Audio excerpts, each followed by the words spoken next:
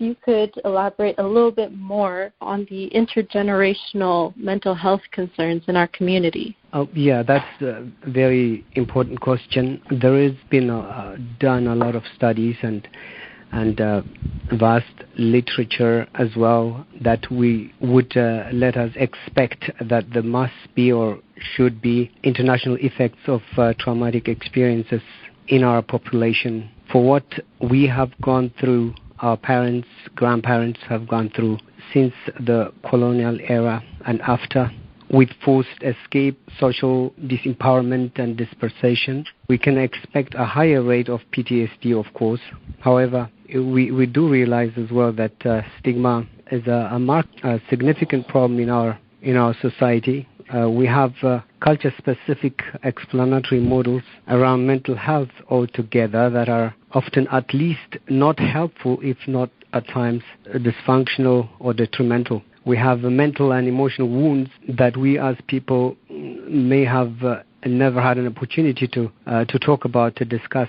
And I cannot remember of any kind of discourse upon our past traumata. These wounds will have affected us in ways we may not actively notice.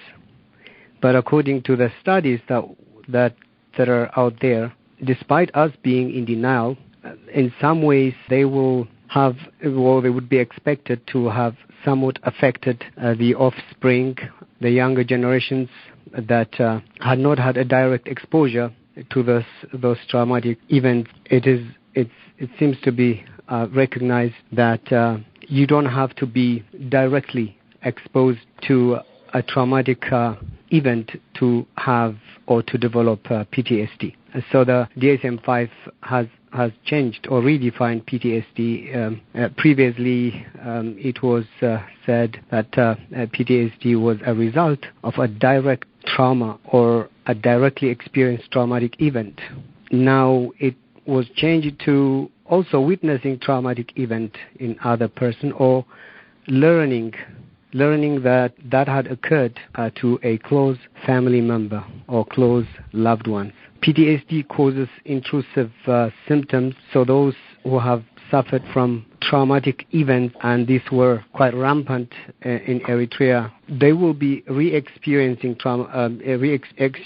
all those past traumatic events in many different ways. It could be nightmares, flashbacks, thoughts or images of the traumatic events coming over and over to haunt the person and causing potentially ongoing or intermittent distress. And in times like these, you would expect that there would be triggers that will cause an exacerbation of PTSD, and you would encourage people who've gone through those experiences to be open to the possibility of having a mental health issue that's called PTSD, and either talk to people that you love and trust, or if that is beyond the ability of yourself and the people that you've asked for help, to look for professional help, to not keep wounds in, because they will have ramifications not only for you but also for the people around you. They could easily become intergenerational and affect even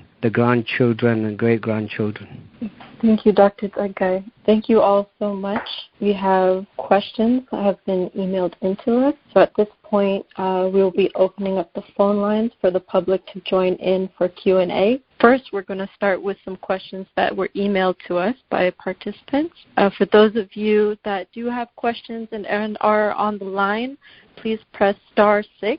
Take some time to think while we answer this first question. Briefly state your name and question. For next, great. Dr. Tzeggai, so the most popular question that we have is, fear and anxiety seem here to stay, and our culture response may not be as open as that of many others.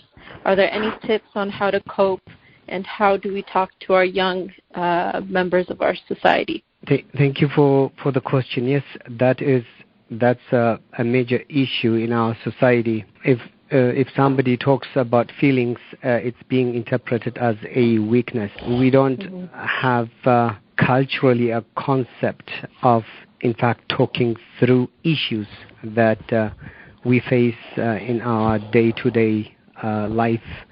And there are, of course, traditional explanatory models that don't help, that are of superstitional, I would say, background, or based on assumptions that have been given from one generation to another, and have been found to be, of course, unuseful. You would hope that we would move towards a more evidence-based discourse about issues that apply for all of us, for our kids, especially now growing in foreign countries. It's very important for parents to remember that kids' issues are universal issues. Mental health issues are universal issues. It's nothing to do with you. Don't take this as an offense. Don't take this as something that you should feel ashamed about. Don't process these with guilt that comes first in humans' mind overall. This needs to be seen at the end as normal human suffering. And the one thing that always surprised me is, why can't we get to the point of saying, all right, every part of us can actually struggle at one point in our lifetime. It can be our mental health. We have different dimensions as human beings. The physical dimension is only one, and the physical dimension may not even be really the most important one.